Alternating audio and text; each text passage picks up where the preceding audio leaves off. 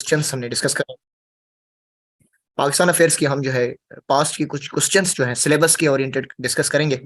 तो उसके रिलेटेड जो है जो जो डोमेन्स हैं टॉपिक्स आज जो करने थे मैंने पहले ही अ, आपको सुबह बता दिया था कि जो जो टॉपिक्स हमने करने हैं। तो हम जरा स्टार्ट करते हैं हम पहले टॉपिक के साथ।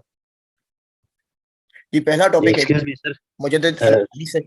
जी sorry to interrupt you sir, ये स्क्रीन आपने शेयर किया इधर नजर नहीं आ रही। ये मैं भी आपके साथ जो है जी इशू होगा, इंटरनेट का आपका इशू होगा। ये मैं भी आपका जो है इंटरनेट का इशू है। अच्छा जी, सर जो है शेख अहमद सिरंदी की जो है ना मूवमेंट्स को जो रिफॉर्मिस्ट मूवमेंट है, जरा मैं पहले यहाँ लिख देता हूँ। हमारा शेख अहमद सिरहिंदी और एज अ रिफॉर्मर और जी उसकी जो सर्विसेज हैं, और फिर जो है ये इंडियन मुस्लिम्स की रिजुविनेशन में क्या रोल प्ले करता है। यानी ये जो समझे कि मुस्लिम रिवाइवल है, ये जी टॉपिक की स्टेटमेंट है हमारी। मैं जरा इसके आपके साथ लिख देता हूँ। अच्छा जी, क्लास अगर हमारी टाइम की वजह से डिले हो जाए क्योंकि 40 मिनट जूम पे होता है तो दोबारा स्टार्ट हो जाएगी, ठीक है। तो जी मैं ठीक है इसको सर। डिस्कस करता हूँ। ओके जी, अपना माइक ऑफ रख लें। तो जी ये पास्ट में ये क्वेश्चन इस तरह से आ चुका है मल्टीपल डोमेन्स के साथ। Shaikh Ahmad Sirhindi as a reformer, Shaikh Ahmad Sirhindi की सर्विसेज, और फिर इंडियन मुस्लिम्स की जो रिजुविनेशन है द इंडियन कॉन्टिनेंट, वो किस तरह होती है। तो इसको किस तरह आपने सॉल्व करना था और ये किस तरह हो सकता है, टॉपिक मैंने पढ़ाना भी है। तो जरा इसको स्टार्ट कर लेते हैं हम, टॉपिक स्टार्ट कर लेते हैं। ओके, ये जो है जी इसी का माइक ऑफ कर दें प्लीज। ओके, तो जी सबसे पहले तो आपको जो है शेख अहमद सिरंदी के बारे में ना बताना होगा। शेख अहमद सिरंदी एट अगलांस, यानी हम इसमें शेख अहमद सिरंदी के बारे में बयान कर देंगे। तो शेख अहमद सिरंदी है क्या जी। पॉपुलरली जो है शेख अहमद सिरंदी को जो है जी मुजद्दिद अल-अफ़सानी कहा जाता है, और वो 1564 में जी सरहिंद में पैदा हुए।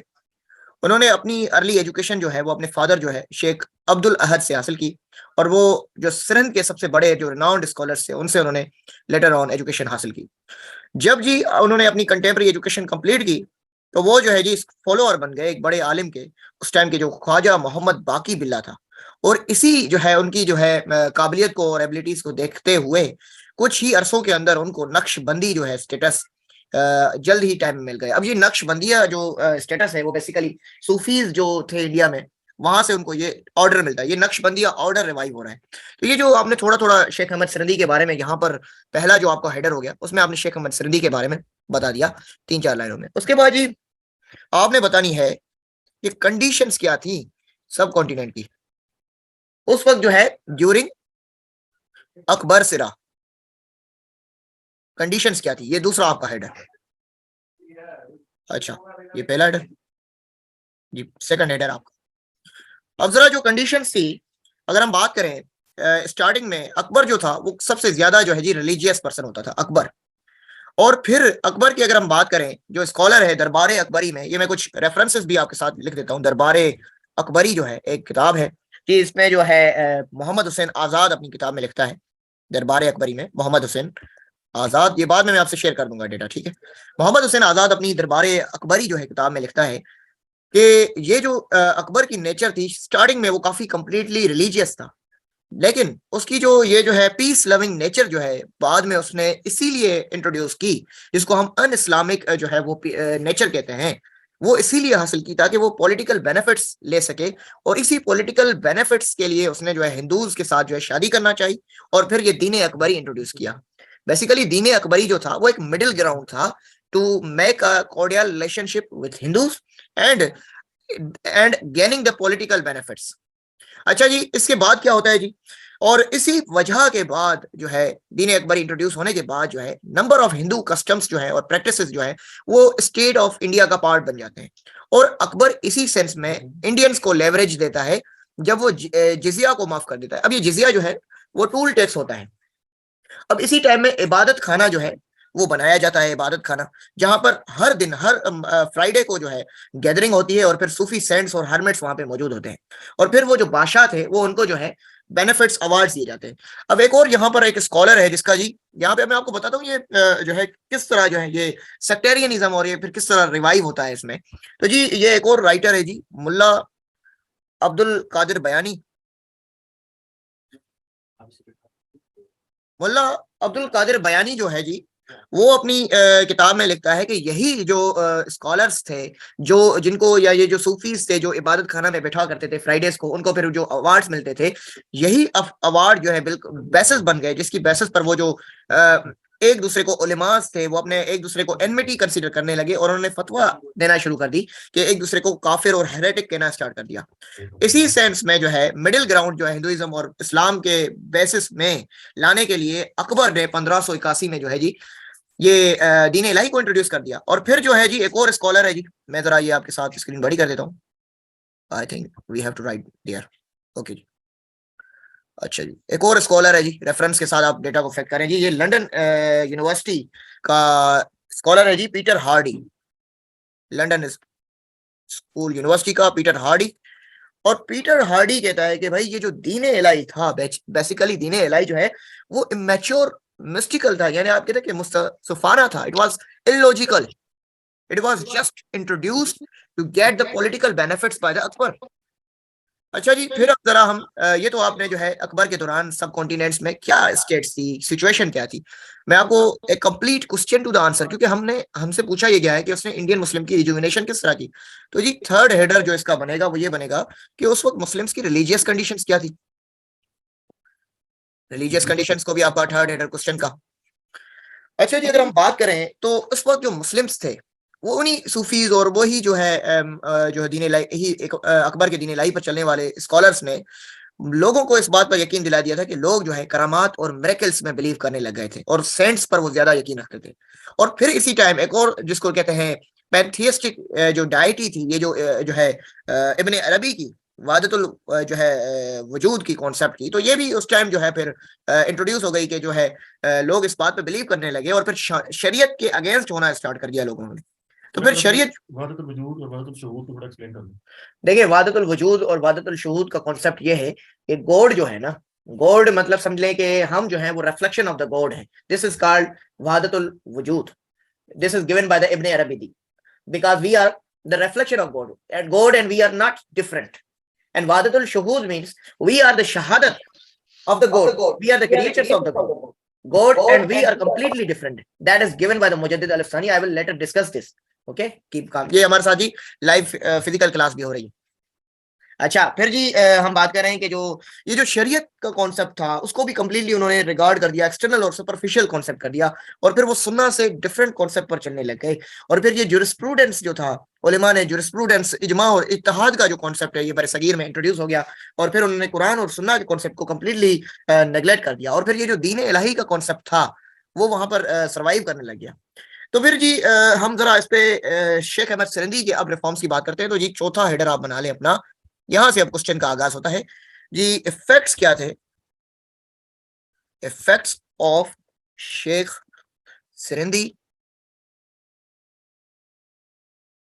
Reforms in subcontinent. जी यहां से जो क्वेश्चन का आगाज उसने पूछा है कि भाई ये किसका क्वेश्चन है जी, किसी का क्वेश्चन है तो पूछ ले। ऑलराइट, नहीं जी ठीक है, बाद में क्वेश्चन का आंसर कर देंगे, टाइम बड़ा शॉर्ट है तो हैंड रेस ना करेंगे। ओके जी, जो है तो बात करते हैं जी अकॉर्डिंग टू जो है एक किताब है जिसका नाम है social history of Islamic India. एक और रेफरेंस देखें, बात हम करेंगे तो रेफरेंस के साथ हमारी बात होनी चाहिए, ये बाद में दम तभी होगा जब आप किसी स्कॉलर का जो है उसमें जिक्र करेंगे। तो जी ये अपनी किताब में जो है मोहम्मद यासीन साहब लिखते हैं social history of Islamic India में कि ये जो मुजद्दिद का जो बेसिकली मिशन था वो एक समझे कि लार्ज सेंस पर जो वैक्यूम क्रिएट हुआ था रिलीजियस डोमेन में, और जी पॉलिटिकल हिस्ट्री मुस्लिम कम्युनिटी की 17वीं सेंचुरी में उस वैक्यूम को यानी रिलीजियस और पॉलिटिकल वैक्यूम को फुलफिल करना था, और वो मुजद्दिद कंप्लीटली उसमें सक्सेस हुए। शेख अहमद सिरंदी जो है वो न्यूट्रलाइज करने में फुलफिल होते हैं अकबर के ये दीन इलाही को, और फिर जो ये जो है मेंटेलिटी और उसके बाद जो है जो अकबर के सक्सेसर्स आते हैं उस पर भी ऑर्थोडॉक्स इस्लाम का इम्पैक्ट होता है। तो he is the saviour of the Islam in the 17th century when Muslims were facing completely degeneration from the Islamic society. तो शेख अहमद सिरंदी ने क्या किया, शेख अहमद सिरंदी की जो टीचिंग्स थी, जो उसका इम्पैक्ट था, वो रिलीजियस इम्पैक्ट बेसिकली जो है अकबर के सक्सेसर्स पर भी पड़ता है। एक और किताब हम अगर रेफरेंस की बात कर लें तो जी मौलाना, क्योंकि हमने उसकी सर्विसेज और फिर इंडियन मुस्लिम्स की रिजुविनेशन की बात करनी है, तो हमने एक स्कॉलरली वे में उसके इफेक्ट्स को बात करना है, तो मौलाना अब्दुल कलाम जो है जी, एक और रेफरेंस देखें, मौलाना अब्दुल कलाम आजाद अपनी किताब में लिखते हैं जी कि ये जो मुजद्दिद है ना जी, असली तो यही रेस्पॉन्सिबल है रिफॉर्मेशन और revival of Islam during Mughal era, यानी इस्लाम को दोबारा जिंदा किया मुजद्दिद अल-अफ़सानी ने इस मुगल पीरियड के अंदर। मुगल पीरियड के अंदर जो है समझे कि एक जो है वो कंप्लीटली इस्लाम खत्म हो चुका था, लेकिन इसको रिवाइव करने में शेख का बड़ा रोल है जी। फिर जो है जी फिफ्थ हेडर हम अपना जिक्र कर लेते हैं कि इम्पैक्ट क्या होता है on Mughal emperor Jahangir and ji उसके बाद के जो सक्सेसर हैं। अब देखिए इम्पैक्ट आपने जो है ना इस तरह डायमेंशन हेडर्स के साथ जाना है, ठीक है। जरा मैं इधर एक और ड्रा कर लेता हूँ। ओके जी, मैं नोट्स भी सेव कर लूंगा आपके लिए, आपको प्रोवाइड हो जाएंगे, ठीक है जी।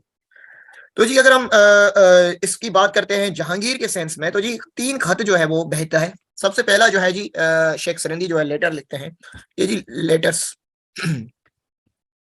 लेटर्स लिखते हैं जी। पहला जो है सरदार जहां। अब ये जो सरदार जहां है बेसिकली वो जहांगीर का उस्ताद था, टीचर ऑफ जहांगीर। अब ये इस खत में जी लिखता है जहांगीर को कि अब जो है ना, now the things have changed and the hostility of the people has subsided. सही कमेंट आया एक comment it is the duty of the leaders of Islam that Sardar Islam and ulama they work for the implementation of Sharia। और वो खत में लिखता है कि जी अब ये वक्त आ चुका है कि जो हमारी हॉस्टिलिटी थी लोगों के बीच में, हमने वो कंप्लीटली जो है सब डाउन कर दी है। अब हमें जरूरत ये है कि अब हमें जो है इम्प्लीमेंटेशन ऑफ द शरिया को जो है वो फोकस करना चाहिए। अच्छा जरा कमेंट में देख लेता हूँ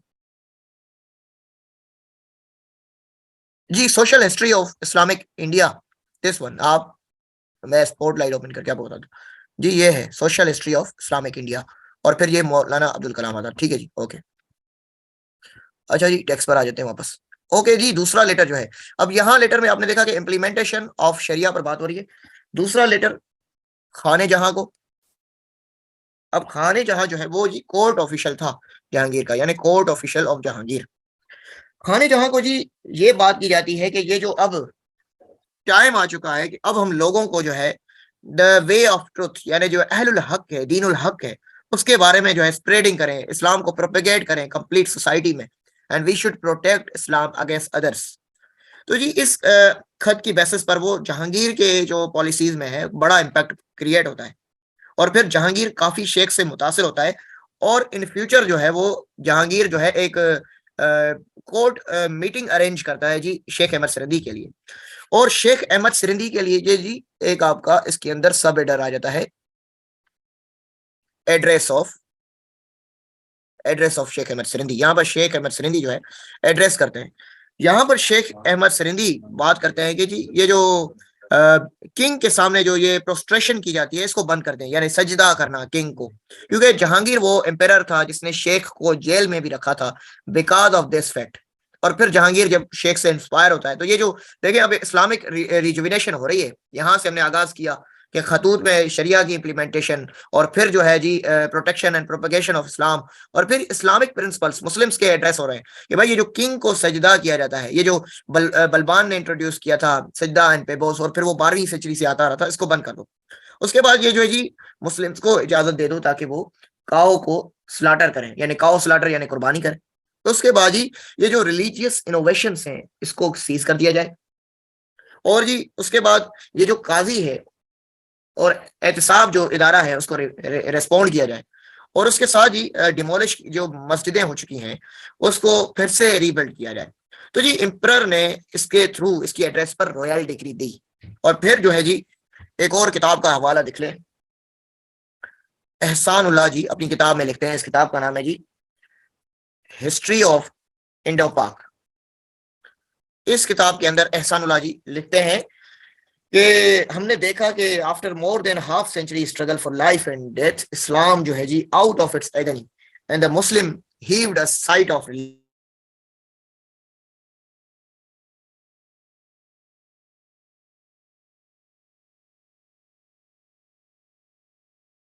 अच्छा जी स्क्रीन जो है फिर से शेयर कर देता हूँ, actually there was an error, internet का इशू था जी। अच्छा जी, उसके बाद जो है हम इस क्वेश्चन के अंदर देखते हैं कि इम्पैक्ट क्या होता है मुगल कोर्ट्स पर, इम्पैक्ट ऑन मुगल कोर्ट्स। अच्छा जी, इसमें भी जो है वो हमने सोशल हिस्ट्री का जिक्र दिया था ऑफ इंडिया। इसके अंदर जो है जी मुगल कोर्ट में हम जो है जो जिक्र करते हैं कि वो कहता है कि जो हमने देखा कि जो एम्परर्स हैं और जो लोग हैं मुगल कोर्ट के, वो कंप्लीटली इन्फ्लुएंस थे शेख की टीचिंग से, और वो जो ब्रॉड माइंडेड एम्प्रेस थे बेसिकली वो ऑर्थोडॉक्स मुस्लिम्स बन गए, यानी इस्लामिक प्रिंसिपल्स और शरिया की जो है कंप्लीटली यहाँ पर इम्प्लीमेंटेशन हो रही है। फिर एक और जी जब ये हॉकिंस जो है वो अपनी किताब में लिखता है, हॉकिंस की किताब जी, जी इसका नाम है जी फिलामेंट्स, और जी इसका जी चैप्टर है जी हॉकिंग योएजर्स, और जी पेज नंबर इसका 36। ये एक बड़ा रेफरेंस है जी। और जी ये इसमें लिखता है कि जब जो है मैं वहां पर गया, हॉकिंस बड़ा एक जो है ट्रेवलर है, वो जब कहता है कि मैं अब जब मुगल कोर्ट्स में गया तो मैंने वहां पर देखा कि ये जो मुस्लिम एम्प्रेस थे शेख से इंस्पायर्ड होकर नमाज पढ़ने लग गए थे। और फिर एक और की किताब है जी, ये रॉय जो है अपनी एक किताब में लिखता है जी, रॉय की एक किताब है, मैं बता देता हूँ आपको, the the state and religion in Mughal India. अब देखें 10-12 आपने किताबों के रेफरेंस दे दिए ना, तो वो तो फ्लैट होकर आपको मार्क्स देगा।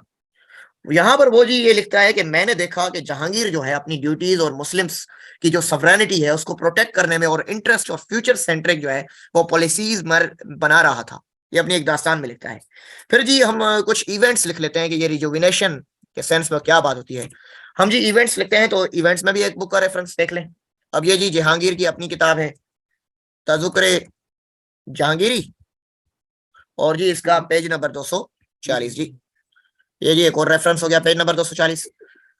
अब इसके अंदर जो है जी बात कर लें कि यहाँ पर बात हो रही है कि जी ऑन द कंक्वेस्ट ऑफ जब फोर्ट्रेस ऑफ कंगरा, जब ये कंगरा की जो है जो फोर्ट को फतह करके आ गए तो उसके मुकाम पर जो है जी शेख अहमद सिरंदी और इनके साथियों ने जो है वो खुतबा भी दिया, और फिर उसके दौरान जो है सिरंदी की प्रेजेंस मर जो काउ स्लाटर की बात हुई थी उस बात को भी यकीन दिखाया गया। फिर जी एक और रेफरेंस है, मैं वो एक और किताब का हवाला आपके पास दे देता हूँ। देखिए कंप्लीट एक आपको पैकेज मिल रहा है, आप लोग फिर भी टाइम पर क्लासेस नहीं लेते, आपको एक कंप्लीट डेटा मिल रही है तो ख्याल कीजिए करें। एक और जी एल्फिनस्टोन, एक और किताब जी एल्फिनस्टोन अपनी जो है नूर जहान और जहांगीर की ये किताब है जी। एल्फिनस्टोन नूर जहान और जहांगीर के बारे में लगता है जी कि जो मोहम्मदन कन्फेशन ऑफ फेथ था ऑन द क्वाइन, ये जो सील होती थी इस्लामिक सील, वो फिर से जो है जी इंट्रोड्यूस हो गई जो है, और फिर उसके साथ जो है हिजरा क्रोनोलॉजी जो हिजरा कैलेंडर था उसको भी इंट्रोड्यूस किया। और फिर इसी किताब के अंदर हमें जिक्र आता है कि ये जो एज लिमिट इम्पोज की गई थी अकबर के दौरान शादियों पर, उसको भी खत्म कर दिया गया। तो उसके साथ साथ ही फिर ये भी देखा कि ये जो इंटर मैरिजेस हो रही थी बिटवीन जो है जी हिंदू मैन और मुस्लिम वुमेन के बीच कश्मीर में, तो उसको भी एबॉलिश कर दिया गया। अच्छा जी, काइंडली नोट्स शेयर करें विथ रेफरेंस। देखिए मैं मेरे पास कोई नोट्स बने बनाए तो नहीं है, मैं आपके साथ यही आउटलाइन यहीं पर डिस्कस करता जा रहा हूँ, मेरे पास जो थे तो आप इनको नोट कर दिया करें, और नेक्स्ट टाइम हम कोशिश करेंगे कि आपके लिए डेटा को सेव किया जाए। आप इन रीडिंग्स कर लें, अभी तो हमारी स्पेशल क्लासेस हैं, इन फ्यूचर हम इसको देखेंगे जी। तो जी, कोई क्वेश्चन है जी? क्लियर नहीं आ रहा मुझे जी, टाइप कर दें, टाइप कर दें। ओके जी, तो जी इसके बाद हम जो है जी ये कंप्लीट एक आपके लिए क्वेश्चन था, उसके बाद हम जो है जी हम इस पे दूसरा क्वेश्चन कर लेते हैं, और इस पर और भी डिटेल थी जी। हम देखते हैं कि जब औरंगजेब का टेन्योर भी देख लेते हैं, इस पर उस पर इम्पैक्ट क्या होता है, क्योंकि काफी क्वेश्चंस जो है लोग इंडो पाक हिस्ट्री को भी रख लेते हैं, तो मैं सिरंदी को और भी लेटर में ले जाता हूँ। अब देखें औरंगजेब ने फिर जो है जी इसी से इंस्पायर्ड होकर वो ऑर्थोडॉक्स ऑफ इस्लाम के जो टेन्योर था, इसलिए औरंगजेब को जिंदा पीर भी कहा जाता है, क्योंकि औरंगजेब ने ये जो पर्शियन फेस्टिवल था नौरोज, ये म्यूजिक बैन कर दिया जी, जिजिया को रिवाइवल कर दिया जी। उसके बाद फिर रिलीजियस जो टीचिंग्स और प्रीचिंग स्टॉप्ड हो गई थी उसको स्टार्ट कर दिया, मोस्क जो है रिबिल्ड प्रोसेस के थ्रू जो है स्टार्ट करना शुरू कर दी, और फिर जो है काफी एक वेल वर्सटाइल रोल प्ले किया for the propagation and protection of Islam. तो जी ये सारी जो इंस्पायरेशन थी बेसिकली वो सरहंदी के कॉन्सेप्ट में, मुजद्दिद के कॉन्सेप्ट में थी, और मुजद्दिद ही पहले वो लोग थे जिन्होंने जी कॉन्सेप्ट ऑफ वादतुल शुहूद भी दिया था अगेंस्ट दी वादतुल वजूद। अच्छा क्वेश्चन किसी का है? अच्छा देखें पॉइंट ये है कि जी इस I do not have notes, मेरे पास कुछ जो है जी डॉक्यूमेंट्स के थ्रू जो है डेटा एक थी, मैंने आपके साथ शेयर की, and I will try next time कि ये जो डेटा है इसको मैं पिक्चर्स को सेव करता जाऊं फॉर यू, ताकि आपको ये प्रोवाइड मिल जाए, ठीक है। और फिर हम जो स्टार्ट करेंगे इसको फेब के बाद, कंप्लीटली हमारा एक पूरा सेटअप है, तो उसमें हम जो इसको फिर स्लाइड्स और इस तरह लेकर जाएंगे। फिलहाल तो आप इसके साथ गुजारा कर लें। Top enlist the topics as we can understand the main topic. Ji मैंने कर लिया था दानिश खान पठान। रेफरेंसेस लिख कर दें, चले मैं रेफरेंसेस लिख कर दे दूंगा आपको, ठीक है, आपको मिल जाएंगे। Topic we can understand thoroughly, जी मेन टॉपिक मैंने लिखा था जब मैंने स्टार्ट किया था क्वेश्चन, तो उसमें मैंने जो है पहले उसका क्वेश्चन जो पास में आया था वो भी लिखा था, और उसके बाद पूरी एक आउटलाइन बनाई थी, ये पूरी आउटलाइन थी, वो सारी आउटलाइन मैंने डिस्कस की थी आपके साथ। मैं नेक्स्ट टॉपिक को डिस्कस करता हूँ जी। जी रिकॉर्डिंग अगर हो रही है तो बिल्कुल मिल जाएगी आपको। ओके जी, तो नेक्स्ट क्वेश्चन आज का जो स्टार्ट करते हैं, और this would be the second question and final question for today, because it's too late. इंशाल्लाह वी ट्राई टुमारो कि हम जल्दी स्टार्ट करें। तो सेकंड क्वेश्चन जल्दी से जरा मैं आपको करा देता हूँ पास्ट हिस्ट्री से, और जल्दी जल्दी हम इंशाल्लाह कोशिश करेंगे। अच्छा जी, सेकंड क्वेश्चन जो है जी शाह वलीउल्लाह, ये जो है जी मेन टॉपिक है हमारा, और शाह वलीउल्लाह पर जो क्वेश्चन आया है कि शाह वलीउल्लाह ने कैसे सेव किया मुस्लिम्स को फ्रॉम पॉलिटिकल एनहिलेशन। अच्छा जी, अब मैं ज्यादा मैसेजेस नहीं पढ़ रहा क्योंकि टॉपिक पर फोकस करना है, काफी टाइम भी हो चुका है, स्टूडेंट्स को सुबह जाना होता है लाइब्रेरी, तो जरा कोशिश करते हैं कि जल्दी से इसको फाइनल करें। आज हमारी क्लास लेट स्टार्ट हुई, कल मैं कोशिश करूंगा कि जल्दी हमारी क्लास स्टार्ट हो। तो जी शाह वलीउल्लाह जो है क्या रोल प्ले किया इसमें, आपने जो है वर्क स्मार्ट पता नहीं क्या कह रहे हैं, ऑल राइट 8 मिनट है जी। ओके जी, तो जी पहले तो आपने इसमें शाह वलीउल्लाह के बारे में बयान कर देना है। यू हैव टू मेंशन कि भाई शाह वलीउल्लाह क्या हस्ती थे, शाह वलीउल्लाह की क्या कॉन्सेप्ट थी, और फिर शाह वलीउल्लाह के बारे में आपने पूरा बता देना है कि शाह वलीउल्लाह जी 26 जून 1564 का पैदा हुए, या इंट्रो शाह वलीउल्लाह का। और फिर वो जी कैपिटल जो है जी ईस्टर्न पंजाब के सिंध में पैदा हुए, मुगल रूल उसके टाइम था, और वो एक बड़े मुस्लिम सेंट, और जो है वो भी नक्शबंदिया ऑर्डर से ही बिलोंग करते थे, और वो बड़े डिसिपल थे, ख्वाजा बाकी बिल्ला के बड़े फॉलोअर थे। और फिर वो जो है जी सबसे ज्यादा जो है पॉपुलरली जो है ना शाह वलीउल्लाह, उसके बाद आप ये आपने लिख देना है उसके बारे में शाह वलीउल्लाह का कॉन्सेप्ट। ये इसी तरह मैंने आपको ये जिस तरह अभी ये तो मैं आपको बता रहा था उसका, शेख अहमद सरिंदी का, सॉरी मैं आपको बता रहा था, इसी तरह शाह वलीउल्लाह के बारे में आपने डिस्कस कर देना है जिस तरह हमने शेख अहमद सरिंदी का डिस्कस किया। शाह वलीउल्लाह के लिए आपने लिख देना है कि शाह वलीउल्लाह जो है 1703 में पैदा हुए, मुजद्दिद जो है अलिफसानी के बाद जो है ये बड़े जो है स्कॉलर हमें नजर आते हैं सब कॉन्टिनेंट में, और ये जो है इनको जैसे उनको मुजद्दिद कहा जाता था, तो इनको जो है जी मुहद्दिसे दहलवी कहा जाता था। शाह वलीउल्लाह को उनको शेख अहमद सरिंदी को मुजद्दिद अलिफसानी कहा जा रहा है, तो इनको जी मुहद्दिसे दहलवी कहा जा रहा है। और ये जी इनके फादर जो है वो भी ग्रेट स्कॉलर रह चुके हैं, शेख अब्दुल रहीम, और इनके फादर ने हेल्प की थी औरंगजेब की फतवाए आलमगीरी लिखने में। तो ये एक आपने ब्रीफ सा एक्सप्लेनेशन आपने जो है ये टॉपिक का, क्योंकि रोल प्ले नहीं करता तो आपने सिर्फ जस्ट इस पर हाईलाइट करनी है कि ये बात है क्या। अच्छा जी, टॉपिक जो सेकंड पोर्शन है इसमें आपने वो लिखा है कि इसके रोल, शाह वलीउल्लाह का रोल, या शाह वलीउल्लाह की सर्विसेज, या शाह वलीउल्लाह, अच्छा ऐसे ऐसे कर लेते हैं फिर से, यहाँ पर जो है आप दे दें इसकी रोल कंडीशंस बता दें आप, फिर वही कंडीशंस यहाँ पर भी कि आपकी जो कंडीशंस थी ऑफ मुस्लिम्स, क्योंकि उसने आपसे पूछा है कि मुस्लिम्स को पॉलिटिकल और रिलीजियस जनरेशन से कैसे बचाए, तो आप कंडीशंस ऑफ मुस्लिम्स पहले बता दें। और कंडीशन सिमिलर थी जिस तरह हमने जो है मुजद्दिद अल्फसानी के कॉन्सेप्ट में बताया कि वो रिलीजियसली जो है डिक्लाइन पर थे मुस्लिम्स, और फिर पॉलिटिकली हिंदूज जो है वो सबऑर्डिनेट करते रहे मुस्लिम्स को, क्योंकि दीन अकबरी के बाद जो है काफी हिंदू स्कॉलर्स जो है वो पहुंच चुके थे जो है बड़ी बड़ी जो है वजारतों पर, और फिर वो प्रोसिक्यूशन करते थे मुस्लिम्स के खिलाफ। और फिर ये जो ऑब्लिगेशंस थी, हिंदू ऑब्लिगेशंस, जैसे कि जो है हिंदू मैन जो है वो मुस्लिम वुमेन के साथ शादी कर सकता था, इस तरह की आपने वो कंडीशंस आपने बयान कर दे दी है कि मुस्लिम्स कंप्लीटली जो है वो इम्पैक्टेड थे, अफेक्टेड थे।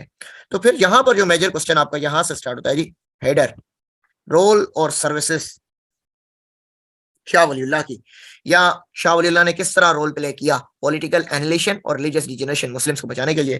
तो फिर सबसे पहले जी हम जो है इसी तरफ रिलीजियस जो है सर्विसेज की बात कर लेते हैं शाह वलीउल्लाह की, या आप सर्विसेज कहते हैं रिलीजियस, या फिर आपका रोल कहते हैं।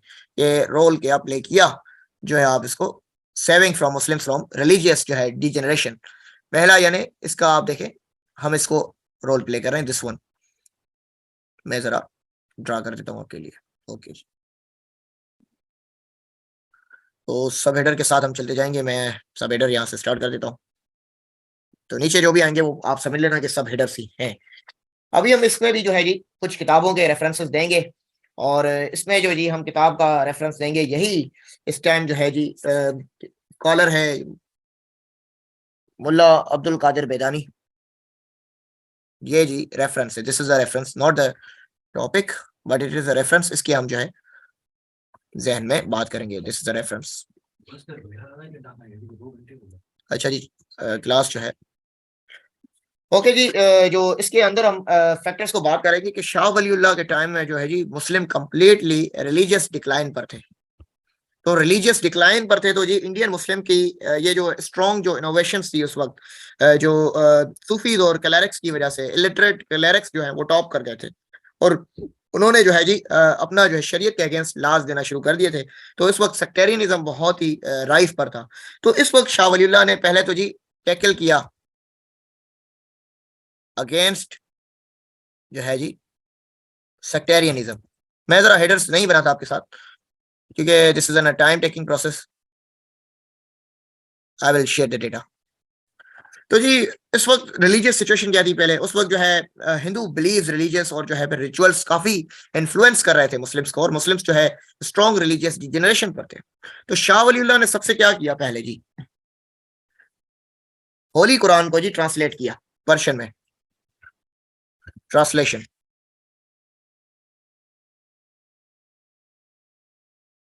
Of holy Quran in Persian.